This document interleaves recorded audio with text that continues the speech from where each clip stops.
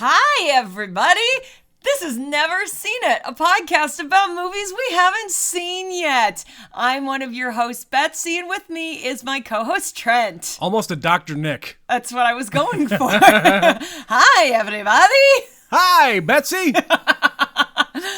Today we are continuing on our series of cult classics. Yeah. And today we are watching one from 1999. Staying in the 90s. Staying in the 90s, we are watching The Boondock Saints. Mm-hmm. Now, I have seen this movie, and much to my surprise, Trent, you have never watched The Boondock Saints. Never, ever. How has that managed to get past you for 23 years? Ooh, it's a really good question. I have been exposed to this movie on a number of occasions. This movie was very popular back when we were in high school and college. Yes, I first saw this movie with my brother. I went to visit him in college. He's a year older than me. Mm-hmm. And he's like, you got to watch this movie. And this is what we watched. Sure. And that was like 2002, 2003. Yeah. So relatively early. Right. So I remember, kids in college having the poster up on their wall. Yep. I remember people just being obsessed about this movie, much like a lot of other kinds of movies like this. Like, it was kind of the next Pulp Fiction to a point.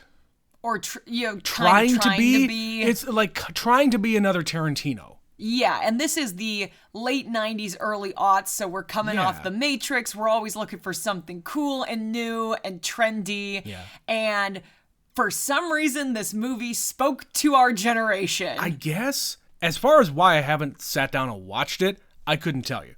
Because it doesn't really have a great rating, but so many people like it. Mm-hmm. It's just kind of that weird thing, like, do I want to actually spend my time to watch this? I have had this in my collection for a very long time. You just haven't bothered putting it on. It never is the right moment for whatever reason. Right. Interesting. Yeah. Well, today is going to be that moment. And I'm excited because, again, so many people love this movie. I have friends who like this movie. It has been in our generation's zeitgeist forever. It got a sequel. It did get a sequel. Which I've also never watched. With all of the original actors, I understand. Yes, it is streaming. This one right now is streaming on Amazon Prime. Yeah. But you had it. I have it in my collection. Mm-hmm. And I know the sequel exists somewhere. But we're not talking about the sequel. We're talking about the original. So you've had 23 years of college boy fanboys surrounding you with this movie. So I imagine you know at least a little bit about what this is. What do you know about this movie? Not much. It's Norman Reedus, which I know from The Walking Dead. This predates The Walking Dead. And Blade 2. This is true. This this has been pre-Blade 2? Oh yeah, Blade 2 came out, Blade 1 came out in 98, 99. Okay. And I think Blade 2 came out in 02, 01. So yes, this is very early Norman Reedus. So I first saw Norman Reedus in Blade 2. Was it Sean Patrick Flannery? That's the name. I have seen this guy in one other thing. What is that? And it is a movie that I saw in college that I think came out either the year before or the year of this movie, called Body Shots. It is a What? It is a horrible piece of shit that has to do with like fucking date rape and like drunk people doing stupid things and getting in trouble. Okay. Uh-huh. Something that would never be made in 2022. No. No. The thing that I knew him for, so this is an interesting movie for me because I had never seen Norman Reedus before. So my point of reference for Norman Reedus is The Boondock Saints. Everybody's point of reference is that. Or Walking Dead. If they hadn't seen The Walking Dead, yeah. Correct. And The Walking Dead came years later. So most people, it's this movie. Mm-hmm. Sean Patrick Flannery, I knew from one major property.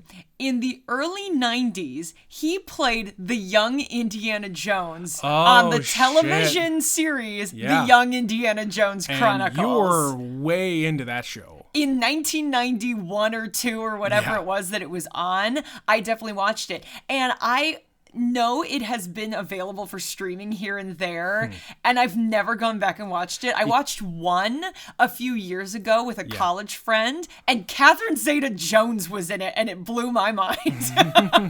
So yeah, that's what I knew him from, and then I knew him from this movie.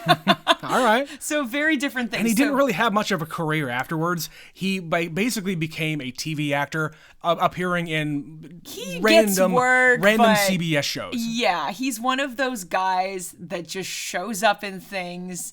He's now, in his 50s or whatever, ballpark that number. And yeah, you usually can place him most likely, again, to this movie. Yeah. Do you know anybody else who's in this movie? Yeah, Willem Dafoe is all over this movie. Yes, and did you know that before you actually pulled it up? Because I was like, you pulled up the movie to get it prepped before we started, yes, and he's plastered there because he's the big star of the piece. I have known this for quite a while. He is like a cop in it, I think. Okay. And these other guys are vigilantes, maybe in a gang or of some kind. Okay. I don't really know much else other than that, other than it is very much a Quentin Tarantino-like movie. Okay. Where there's a lot of dialogue and there's a lot of fighting and gunfire and things like that. Okay. But it's set in Boston, so I know that much. Other than that, like story-wise, plot-wise, I don't have a clue. Well, and I will be willing to bet you will not recognize the majority of the actors, because this is like the definition of a low-budget movie. And I wonder if it's that thing where maybe they didn't have a Willem Dafoe to begin with, and then they made like part of it, and then they got a bigger budget later. Because how do you get Willem Dafoe a year before he makes Spider-Man?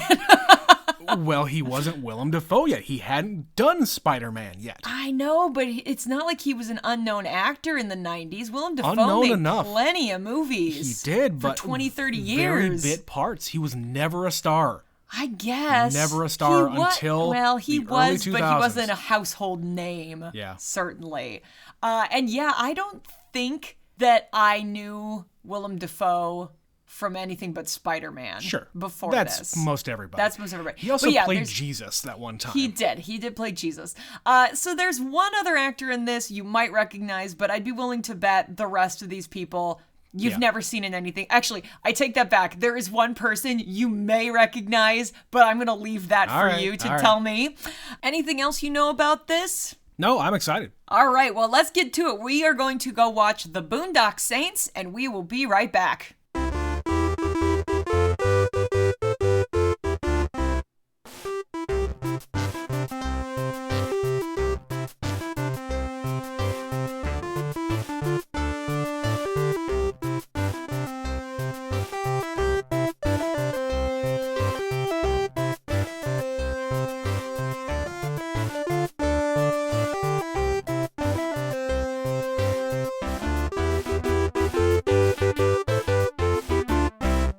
All right, another cult classic in the books. That was The Boondock Saints. Trent, what did you think of that movie? That was pretty good. Okay. I did not hate that. I enjoy a movie that is wearing its influences on its sleeve. Okay, where they're just like, we have drawn from all these movies and we want you to know it. Pretty much. Okay. I think right off the bat, I got Tarantino for sure. Yeah. But also a lot of Guy Ritchie. I saw that. Lock, Stock, and Two Smoking Barrels all over this movie. I could see that, and that makes sense because this would have been, within the year or two after that came out. Couple of years after Lock, Stock, yeah. Mm-hmm.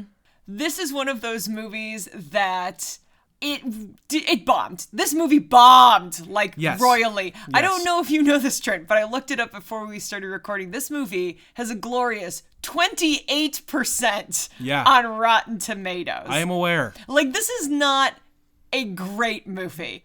This movie has lots of problems. This movie is not the best thing since sliced bread. No. And when I'm watching it now, I'm thinking about when I watched it for the first time at 19 and what I thought was cool then and why I think it caught on. And I think it's because contextually, 1999, early 2000s, we hadn't seen this movie done to death yet. You're right. We have now. Yeah. Like, this movie has been copy paste, copy paste, copy paste. People have done their own take on Guy Ritchie and their own take on Tarantino to varying degrees of success. But this was still when it was fresh and new and it was a different set of eyes. Yeah. And there are things about it, like you were kept commenting on how the fade outs are weird. Oh, the fade outs got to me. The fade outs are really strange. This is like first directed movie kind of attitude. Absolutely. The way things are shot is very much reminiscent of other things of the time. So it's almost like an imitation to a point. Yes, there's almost nothing original about this movie. This director likes other movies. I Yes. get that, and that's okay. But there comes a point where it becomes, hey, this is not even your movie anymore. Right. And I think those are the flaws with it. But I also think there are moments that have impact, that are interesting. Like, you were very confused at moments of this movie because they do this thing many times where they have a setup, they cut to the future, then they cut back to the past. And they do it like 3 or 4 times. Right. So we see the repercussions, the results, whatever happened, the aftermath. Then we see what actually went down. Yeah. And it's through the lens of the cops kind of conjecturing what they think happened here to varying degrees of success. Sure. And as they do this, they become more intertwined. So first it's like truly separate. Then there's a scene where it's, okay, past, present, past, present, past, present. Then the final time they do it, he's there. Willem Dafoe is actually in the scene as it's happening. Finger guns akimbo. Finger guns akimbo. So it's a cool sequence, and it's an interesting way of doing it. So they at least had something unique that they wanted to try. Yeah. I, at the time, had not seen a movie do this. I can't think of anything when I was like 19, 20 years old that was doing this kind of filmmaking. So I think that's what drew people to it was cool. Like, you get to see the carnage, but you don't know how they did it. And then they show you how they did it. And again, it's one of those things that they have done to death. You know, the twist, like, oh, how did they get away with it? You know, like heist movies and things. Right. This one, I hadn't seen a movie like this at the time. And with this show, I tend to try really hard to put myself into the era in which this came out. Yeah. I'm not going to come here and criticize like a whole lot of, sometimes I do criticize CG when it's really, really cheaply done. There's nothing in here that is CG. No, there's nothing in here. There's no CG. But I'm saying in general, I try to put myself in the year that this would have come out. At least give it at least the weight of that. I need to put myself into the contemporary, like when you saw it for the first time. Yeah. In the early 2000s. And I think you're right. They get away with it because it hadn't already been done to death. There is a bit of a unique take on it. You didn't really see a whole lot of like Irish mob stuff much, especially from the perspective of non-mob characters. Right. So the whole point here is there's an Italian mafia in Boston, and there is a Russian mafia in Boston. And these are two random Irish dudes who live in Southie who just sort of fall into this world and decide that they're going to go after evil men. Okay, yes, that is how it is. But my big thing about this movie is that there is next to no character development whatsoever. No. Okay, let me ask you this question. What are their names, Trent? I got Murphy. So, it's Connor and Murphy McManus. I know the McManus brothers. Yeah, they say McManus at the beginning of the movie. Yeah. There's one scene near the end where one of them is screaming, Murphy. Yep. And then, in the next scene, somebody calls him Connor. Yeah. But until you are an hour and 40 minutes into the movie, it doesn't matter. You don't know why these guys are in Boston. You don't know why they speak 6 languages. You don't know why they're working at a meat packing plant when clearly they are way better than this situation. Okay. We find out their dad is this lifelong hitman. Right. And they're apparently really good at it too. It's genetic. Fine. So I get a lot of that stuff just by what I know about South Boston. The very first establishing shot with the text of where we are is South Boston. Mm-hmm. If you're in Southie, you had a hard life. So right off the bat, I mean, I've seen Good Will Hunting. I know how that works. We've been there. We have. And Betsy, we're going to go to Boston in like 2 weeks. Wait, we going to go to that bar again where he says, how do you like them apples? No, just an aside. Betsy and I are taking a second vacation. What? To Boston in a couple of weeks to go and see a bunch of her college friends. So that's going to be fun. Anyway, aside. But because I know that Southie is a rough neighborhood, I get how these guys would have somewhat of a reputation in the neighborhood. And as they kind of explain, nobody would ever like turn these guys in. No, they're living in illegal housing. Basically, they're living in a dump that has not. Oh, they're living in a hovel. Yeah, and the whole building is full of people who are just sort of squatting there. Yeah, but like the introduction scene of these guys, they're at mass. They go up while the priest is talking on St. Patrick's Day. On St. Patrick's Day, do their little thing at the front, and then fuck off and smoke a cigarette. Right. So they leave in the middle of mass because they have to go to work. Right. And the priest, who has come from across town to do the St. Patrick's Day mass, doesn't know who these guys are, but clearly every other person in that church does. Everybody knows who these kids are. Yes. Yeah. And they are very religious. And you get like little nuggets, like they wear a crucifix. They both have this crucifix. They both have religious tattoos. Yeah, they have Mother Mary on their necks. Yep, and they have, like a Celtic cross on their arm. Yep. And so they give you like little nuggets, but they don't really talk about why they're here, who they are, or what their deal is. And they have like the Latin on their hands. Yep. That's a big thing on the posters. Oh yeah, it's like truth and something else. I don't know. I don't remember what the other word is. I know one of them is truth. So they're brothers and they live in South Boston, and it starts off as self-defense and then it quickly turns into a crusade. Yeah. They figure out, hey, we're good at this. Yeah. Or I have this, like, they literally show them having this like dream revelation thing. Where they're like chosen by God and symbolically baptized. Right. Yes.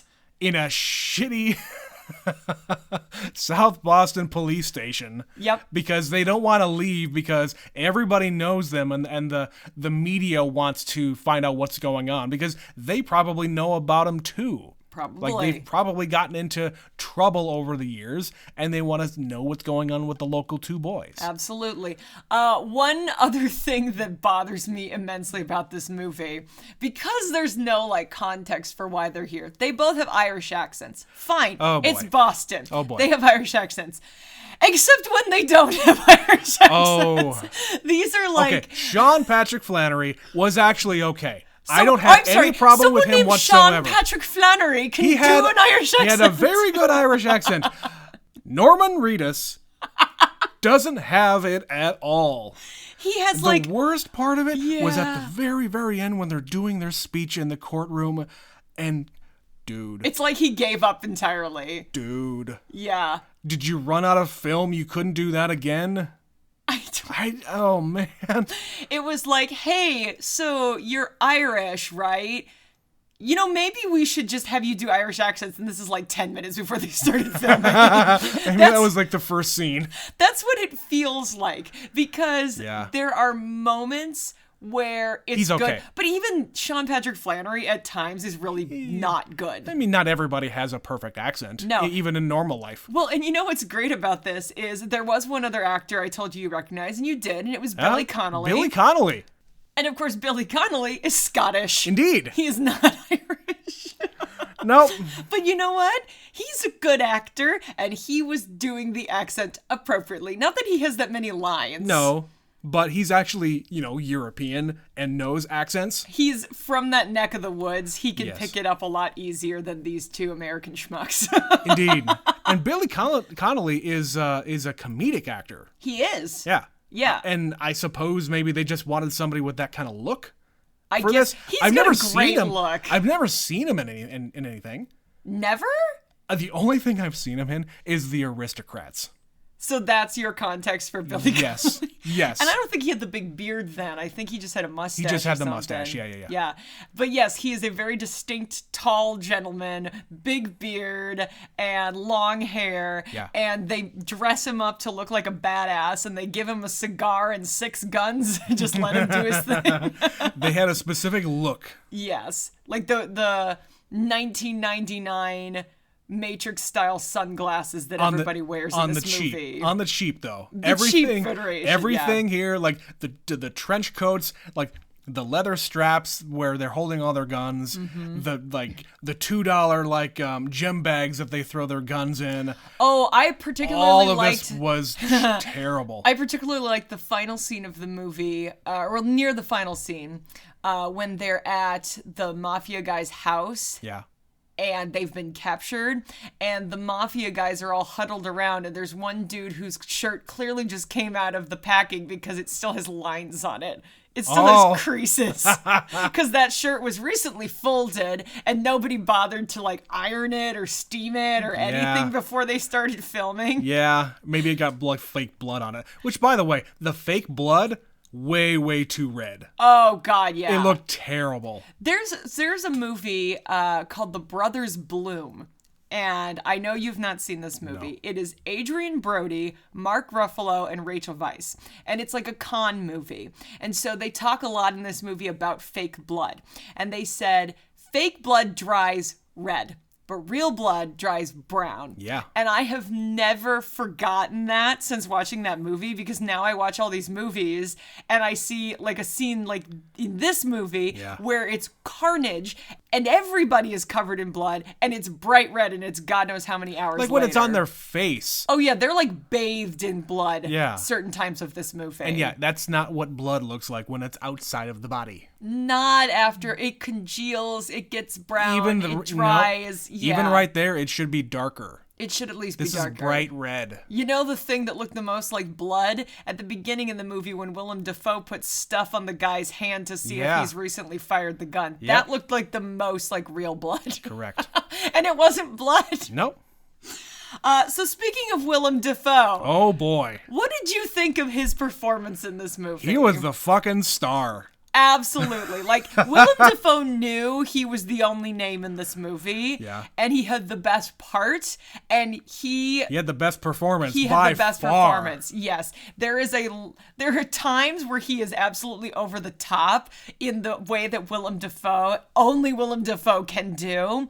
And then there are times where it's actually so subtle that you had to be like, wait, is this what's happening here? Because he's giving you context clues for what his character is that isn't revealed until later. Let's just come out and say it. The dude's gay, and I stopped the movie and I said, is he gay? Because he's throwing off a whole lot of effeminate vibes here, and this is 1999. The way he holds his hand, or the way he says something, or the way he moves. Yeah. There's a lot of that before they just plain give it to you. Right. Which says he's actually acting and doing something because it's subtle. Yeah. Again, this is for 1999 to just have that come out. He's a cop. An FBI man. Yep. And then we are given a shot of him in bed with another man, and the other man is all over him. Yes. That didn't really happen back then. No. Not in 1999. It was still pretty rare to see something like that on screen. Sure. And it was still a few years before it became more commonplace. Sure. And even now, you don't see it that much. Not with dudes. Not with dudes. No.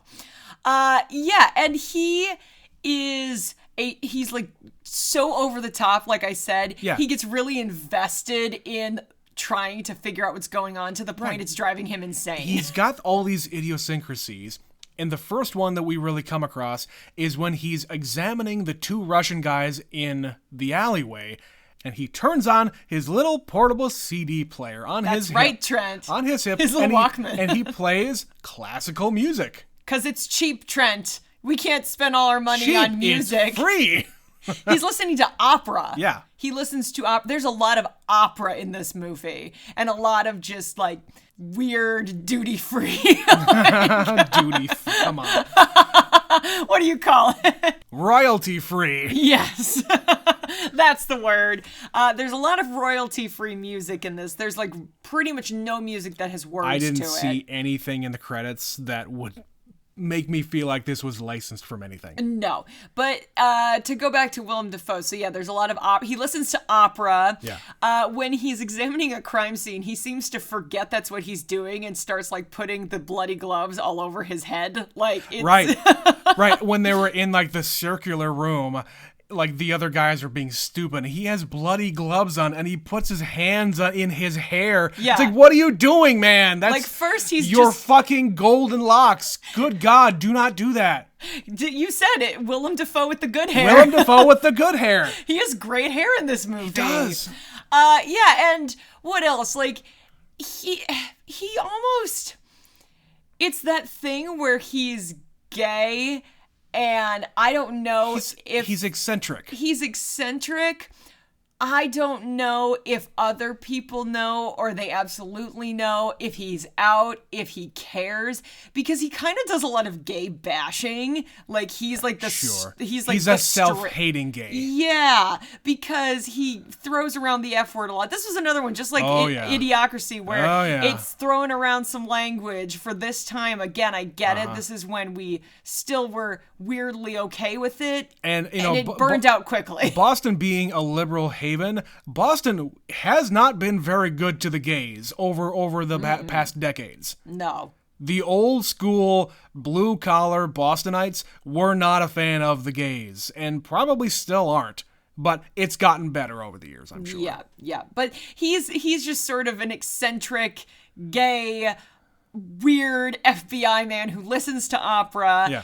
He's very good at his job. He's very good at his job. He knows exactly what's going on and can predict it just by looking and getting into their heads. Yeah. You know, he's, what do you call that? An analyst? Well, he's a savant, is what I would say. Yeah, he's very good at getting into their heads and thinking what they're thinking. Right, and we get, like, the culmination of all of this where he's outside of the house where there's the big gunfight in the house, and he's like acting out and being in the scene with all of the guys while it's happening, and he's out front in between the gunmen on opposite sides of the street, and he's just out there flailing, his shirt untucked, his tie is untied, just sweaty and disheveled. He's been smoking and working so hard at explaining this theory to people. And he's like, his theories keep on getting like shot to hell because there's this new element continually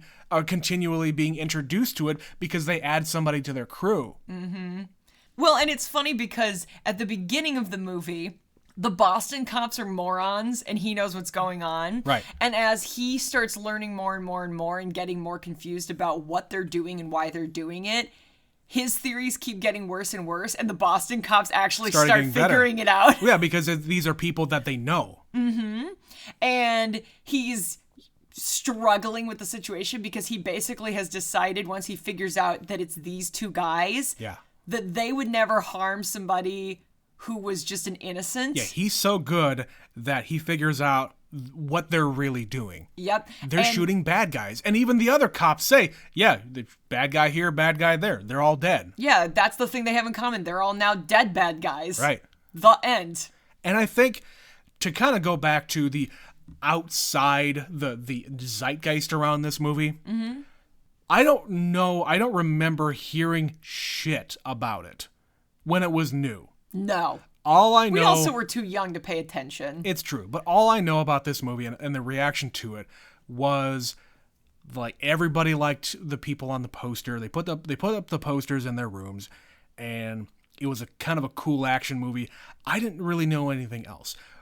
Do you know if part of the appeal of this movie was the fact that these are, like, the righteous people going after bad guys and, oh man, it's the wish fulfillment. I wish I could do that and go out and commit vigilanteism against all the bad people in the world. I mean, I don't know. I think there may be an element of that because, yeah, this is these guys who are super religious, who have been ordained by God, and they're getting away with it, so clearly God's okay with it. Right. To kill bad people.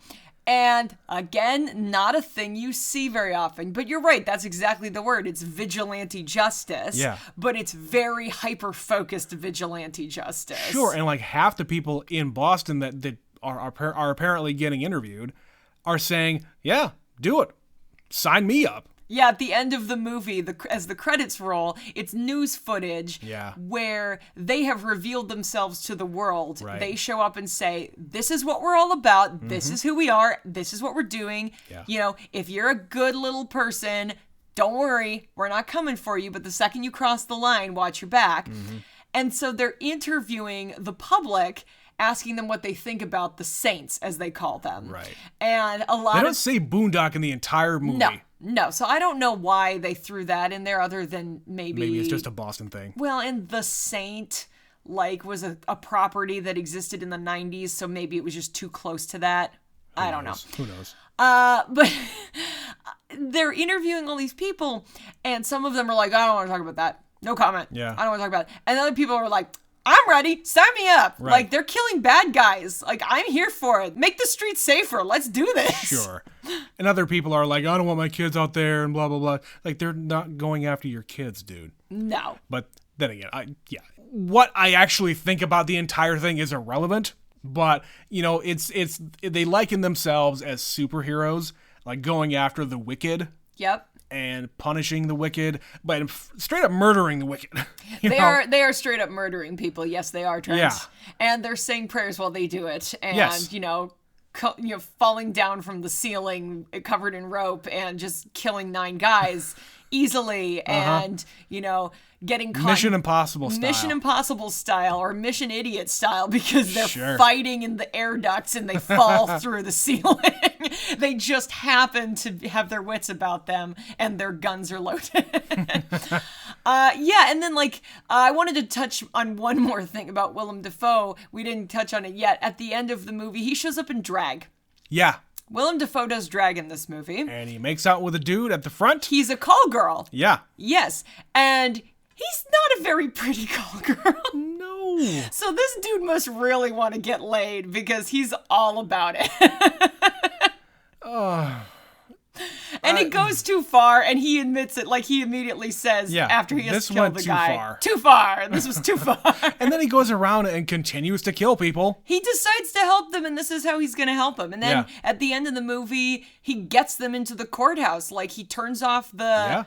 security, gets them away from the security checkpoint, and they just come in with big bags of guns, and they do their business. They punish the one guy, and because they even have this commentary inside the courtroom saying, yeah, look how confident he is. He's going to walk. He knows he's going to walk. Yeah, because that's what happens all the time in the criminal justice system. Right. Especially with mafia guys. They can have an obscene amount of evidence against them. Yeah, there's going to be a fall guy. Well, what was it? Who was the guy? He got busted for tax evasion. Al Capone. Yeah. Al Capone didn't get busted for all his crimes. He got busted for tax evasion. Right. You make all this money and you cannot account for it in any way. You got to pay tax on that shit. Yeah, just pay your taxes, mob guys. You'll be fine. I guess. No, but nobody gets busted for tax evasion anymore. They should. They should. They Fund should. the IRS, goddammit. Well, what other things about this movie stuck out to you that you liked or disliked? Just a couple of scenes I wanted to touch on. The scene near the beginning where they get jumped by the 2 Russian mob guys. Yeah. They come into their hovel. Yep. And fuck them up in there. And Sean's character gets handcuffed to his toilet. And he says, I'm going to go and kill your brother and you're going to watch. But then he takes him outside for some reason. Yeah, because it's inconsistent dialogue, Trent, from a first-time writer.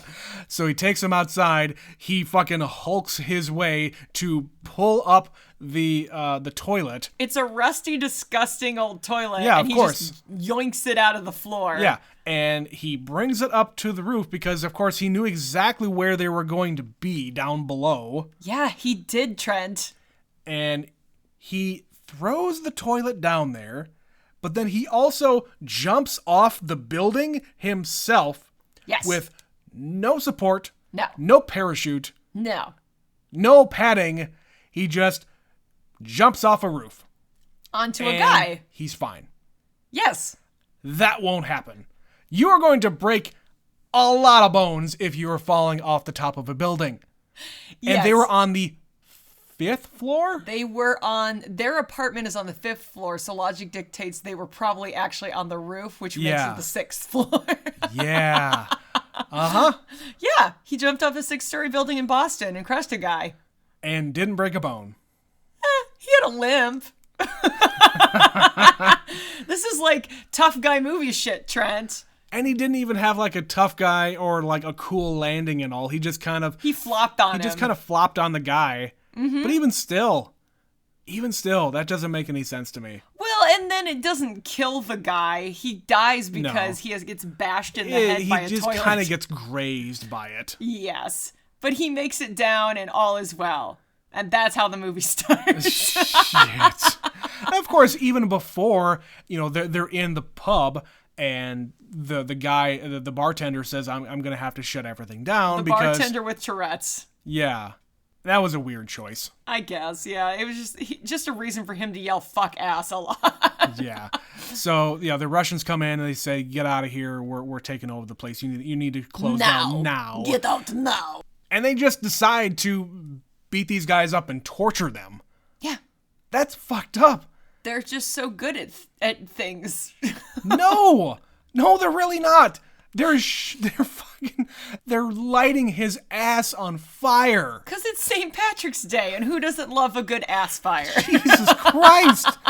I don't see what is any kind of like redeeming quality about these characters. They go to church. Get it. Hey, how many fucking people out there go to church every goddamn week You're and not are wrong. horrible people? You're not wrong. They don't go out and commit murders all the day. That you know of. You got a point. But you're right. It's that thing you touched on earlier. It's underdeveloped character writing. No, and I feel like the purpose here is to put yourself in those characters. Because, hey, I was a poor kid once, and I have a brother. Woe is me, and the world is just so heavy on my shoulders, and blah, blah, blah. I'm going to take something back for myself. Yeah, at long last. And help my neighborhood. And you could have extended this movie to a lot longer than what it is. It's only like an hour and 45 minutes. Yeah. You could have added a half hour at least to this movie and still kept the pacing up, introduced these characters, give them a backstory, something. Yeah, the pacing isn't bad. It's just they're underdeveloped characters. Yeah, and I think the most interesting character is Willem Dafoe. By a long shot. He has the most to do and the most to say, and he's the best actor. He actually has some character development. He fails. He has a low point. He goes to the bar and drinks himself stupid. He goes to confession the next day. Yeah, except he's like, oh, hell, I've never confessed. I'm here for ethics. Right. I need some advice, priest.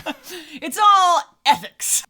Well, and this movie probably wouldn't work without Willem Dafoe. Like, I don't know who else could have done this role and done it justice. In 1999, I'm not sure who else. And you needed a name. You needed somebody to carry this movie. Because otherwise this movie is just not worth watching. Yeah, what other character actor would have been out there in 99 to come out there and be this kind of goofy? I don't know. I'd have to think about that for a while. Yeah. Well, it certainly wouldn't be Ron Jeremy, Betsy. What? Ron Jeremy, the porn star? The incarcerated porn star, by the way. I forgot that. He is very much in prison. Now, yeah. Yeah, he is actually credited here with a last name. Did you see that? He's Ron Jeremy something or other. No, I didn't It's see like that. he's trying to go Dwayne Johnson on us, but it doesn't fuck. work. He's Ron Jeremy, the porn star. Yeah, dude is a piece of shit and is a terrible actor. Yes. But I would say, you know, if your joke casting here is Ron Jeremy, you could have done worse. Yeah. You could have done worse. Yeah, and he's barely in it. He shows up, he says some, off-color things, and then he gets shot the hell up. And, of course, he's shot the hell up at a titty bar. At a strip joint, yep. Yep. So he's jerking off. Because if you got Ron Jeremy... Because you got to have some kind of sex joke in there. Yeah. And why... I just don't understand why a guy like Ron Jeremy... Why do we know his name? At all. No. Even now. It's that thing about some people who are famous just because they're famous. Name me another porn star. Male porn star. I cannot. There you go. Dirk Diggler. Not fictional. Does that count? No, it does not.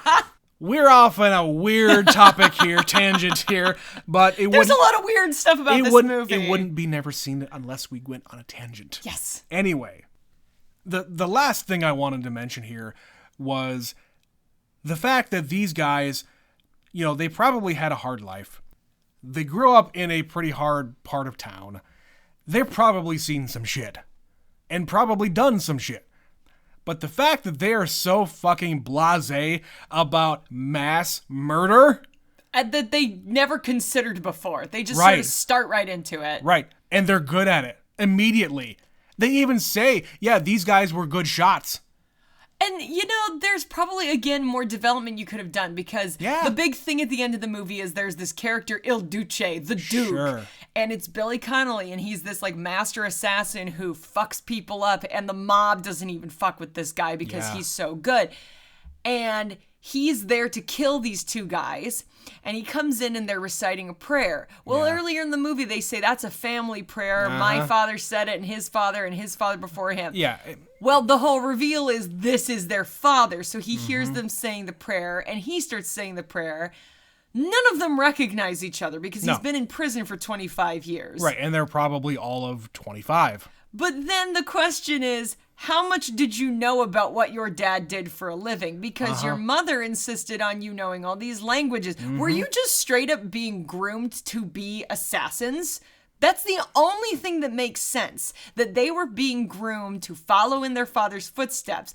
But the fact that they don't really know their father, they don't talk about their father, but they just kind of roll with it when they say, look, it's our dad. Yeah, the only connection there is the prayer, and they're immediately bonded. Right. So how do you all just instantaneously get over yourselves and realize, this is my dad? Maybe they address it in the sequel. That's what I'm saying. It's just, we could have explored that some more. Yeah. So that it would have made more sense. Why are these two guys so good at things? They don't have a backstory. Were they doing this in Europe before they got here? Sure. No, I don't think that's the case because they're kind of sloppy and stupid at the beginning and then they figure it out. Well, they have their big revelation. Yeah, but they know what they're doing rather quickly and they're kind of okay with it. And when you think about their dad being who their dad is, it makes sense, but they don't seem to know their dad. So then it doesn't make sense. I guess being an assassin is genetic. That's what I'm saying. If your dad could do it, then so can you, kids. Believe in yourself. Follow in your father's bloody footsteps. All right. So, I don't think we really had too many other things to say about this. I had not watched this movie in probably, a good 15 plus years. Now, Betsy, before we even decided to watch this movie, you had told me that, I got some thoughts about Boondock Saints. What were you talking about regarding that? Mostly I was concerned because I hadn't seen this in a long time, and I remember it being somewhat colorful, let's just say. And I knew there was a racist joke in it, and stuff that I even knew in 2003 was really not that okay.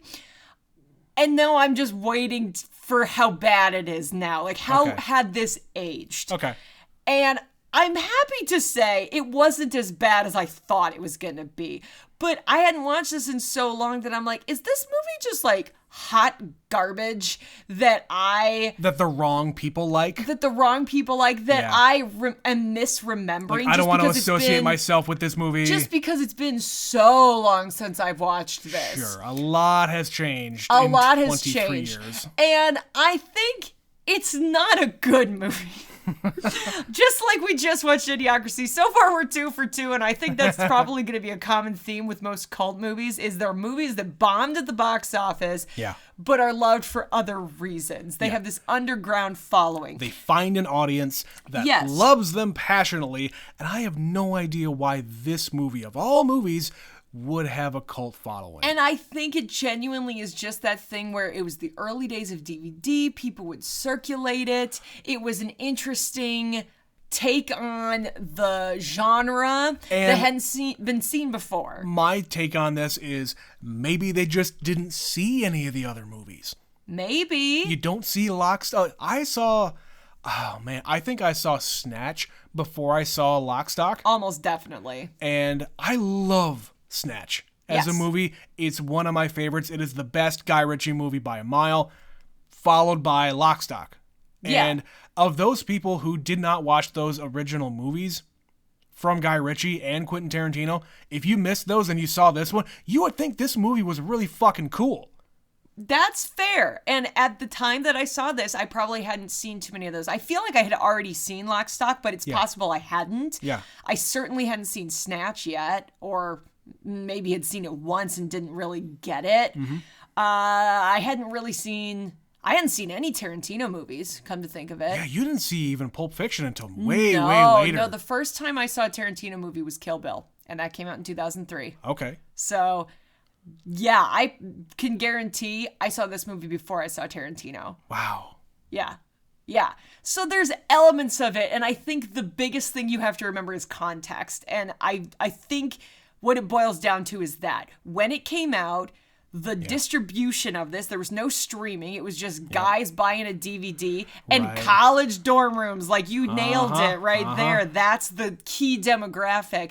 I watched this when I was about to go to college. I saw this with somebody at a college. I showed this to people when I was in college. Yeah. You know, and I watched it annually for a while. Can you guess what day I watched it, Trent? I couldn't possibly. You couldn't possibly figure it out. And then I just sort of stopped. And I have not gone back to this movie, and I don't know why. I feel like this is a movie you can outgrow. Because it is kind of a childish thing to have this kind of an attitude where you're going to go after the bad guys. Yeah. Well, who are you to determine who a fucking bad guy is? Yeah, and I've just seen other movies where it's like, oh man, this is a cool action scene or this cool editing or whatever. Oh no. I've seen it done way better since then. There's nothing special about how this movie was shot. In fact, I would say some scenes are actually pretty bad with the fade outs. I'm going to keep on going back to the fade outs. The editing is strange. Yeah. Like that weird, like just fade to black all the time. Yeah, it's fading out to black, and then it goes to the future. Music. And it goes to the future where we have the reenactment kind of thing. And there was even one scene after the circular massacre where it goes to black and white, where they're putting the pennies on people's eyes. And that's the only black and white It's the only black and white scene. It should not be in there. And I have to imagine the only reason is because blood. But this is a hard R movie. They say fuck 1,000 times in this movie. Yeah. They use every like racial slur in the book. Yeah. There's so much like gun violence and masturbation and tits that this is an R-rated movie. I don't understand why you needed to just throw a black and white scene in there. So it ain't the blood. I just don't understand unless it was just a stylistic thing or a ritualistic thing. Yeah. That them putting the pennies on the eyes should be shot in black and white for some stupid reason. There's a lot of also like slow-mo, like cool guy walking and like slow guy reacting like, no! or like when Willem Dafoe is out in front of the house and he's just being all crazed. That was a cool looking swinging scene. His arms. Yeah, so it's weird how the exact same thing that you like in one part of the movie, you despise somewhere else. It's just really inconsistent. Yep. So I don't think it's a terrible movie. I think you having missed it this long, you probably weren't missing out on a ton. I don't think you're going to go and watch this a bunch. No. This, I said when we first came back, I said I liked the movie, and I do. There were really good parts in it. I enjoyed it, but only to a point where I would give, if I had to give this an out of 10, like slap a number on it, I'd give it a 7. Okay. I enjoyed myself. I don't think it's bad. It ain't great. And there are some like really problematic things about it that would not have flown for me even at 99. No, and you have to like this kind of a movie. If you don't like stupid shoot 'em ups, this isn't your cup of tea. Yeah. And I could see exactly what he was going for. And I like these kinds of movies. We talked about them already. All of those movies I adore. But it's another director coming at it with his own style. And it's tighter. And it's, you're right. You're right. Pulp Fiction is like 2.5 hours long. Mm-hmm. And speaking of like time, I clocked it. It took about just shy of an hour before there was one woman on screen. Yeah, it's weird how you don't notice something like that. This is a dude fest through and through. Yeah. This movie is not meant for you. No, it is not. So it's kind of all over the place. It's not a bad movie. It's not a good movie. It's an interesting question mark movie. Yeah. I have struggled for a number of years deciding if I want to watch the sequel of this. I touched on it in the introduction. There is a sequel to this movie because it got such a cult following, and it suddenly, after having bombed at the box office, had this huge fan base that was... DVD was new. Exactly. You make a lot of money back on DVD sales. Oh, yeah. In the early aughts, there's so many movies that became cults because of DVD sales. Yep. Like, we could have an entire episode just about that. Yep. So, yeah, it got enough fame and fortune and success that they said, let's make a sequel that is worse than this one. But again, it has a lower rating on Rotten Tomatoes, but this is a low rating on Rotten Tomatoes. Yeah. And I like this one enough. And that's the thing. I'm sure they made that sequel for the fans. Exactly. And so I'm intrigued, but also... there's that overwhelming part of my brain that just doesn't want to touch it with a 10-foot pole because sometimes movies don't need sequels. Sometimes they don't. No. And it's okay. And we've been learning that a lot in the last 10, 15 years where we're getting these waylaid sequels to movies that don't need sequels. And sometimes they work, but most of the time... you get something like Basic Instinct 2, which is a 9% rating on Rotten Tomatoes, and I'm never going to watch that movie. And as much as I liked Basic Instinct, I don't know why they decided to make a sequel to that. Because it made a fuckload of money. I don't care. And people like to be titillated. Fair, but that movie has a lousy 9% rating, so I feel like you're not even going to get that. I can't imagine it's actually sexy in any case. No, and again, we could do an entire episode about unnecessary sequels, but if you really want unnecessary sequels, Betsy. I'll throw it over to my friends at 30 Below with Allie and Rick, who are literally doing that right now. Right. I actually have a kind of a rough list of some sequels that we would probably be better suited to cover that we'll get into at another date way down the line. Down the road. But yeah, we'll talk about that off air. But we're not going to talk anymore about this movie. We're going to throw it to an email here. Trent, what have we got today? We got one, another one from Mitch from Saskatoon. This one is entitled Bill and Ted. Throwing it back to the Keanu-a-thon. Hi again. I saw Bill and Ted's Excellent Adventure streaming for free online and decided to give it a look, having listened to that episode a while back. As a history teacher, world and Canadian, I am ashamed that I didn't watch this sooner, but I didn't know it was about history until I listened to the podcast. Quite a funny and silly movie, although they really don't talk that much about the history behind these people. I wouldn't have given 100%, but it was a good history project. There you go. They tried. Those little slackers did their best. Yeah. And of course, they just know the names of these guys. Yeah, this is Abraham Lincoln. And understand that they are significant historical figures because they heard their name once. Yep. And that's the extent of it. Socrates. Oh, Socrates. Back to the email. I also saw The Other Guys and enjoyed it a while back. It was kind of relevant again in the March Madness tournament due to the St. Peter's Peacocks big run. Parentheses, the Mark Wahlberg gif was everywhere. I'm a peacock. You gotta let me fly. All right. I didn't know that. I don't follow basketball. I don't follow any kind of college sports, so that's a new one on me. But I believe it. Great movies on the podcast. I look forward to hearing more from Betsy, Trent, and Stephanie. Our unofficial third member. Indeed, Mitch from the Great White North.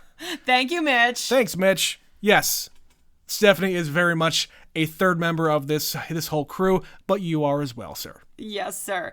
Yes, we love hearing from our fellow movie lovers, so we encourage you all to send us emails about any of these movies. That was one we did almost a year ago for Bill and Ted. I mean, it'll give us a reminder about, hey, this is the shit that we've done. Absolutely. But right now we're doing cult classics. What do you guys like? What's your favorite cult movie? I'm sure there's stuff that we've missed. Absolutely. We're not covering everything. There's stuff that we don't have time for right now, guys. We could do an entire cult series. We had a rough list of the things that we had come up with prior to this, but then we also Googled, hey, the top 100 cult classics and blah, blah, blah. You could do a podcast solely about cult movies. You genuinely could. Totally. But that's not what we're doing here. So tell us your thoughts. Yeah, do what Betsy said. Email us, neverseenitpod@gmail.com. Follow us on Twitter as well, neverseenit_pod. If you want to support this here show, you can throw us $1 on Anchor. Click the link in the podcast description to do that. You can also support us and help the show grow by sharing us with your friends and rating us on iTunes. And with that, we're going to wrap this one up.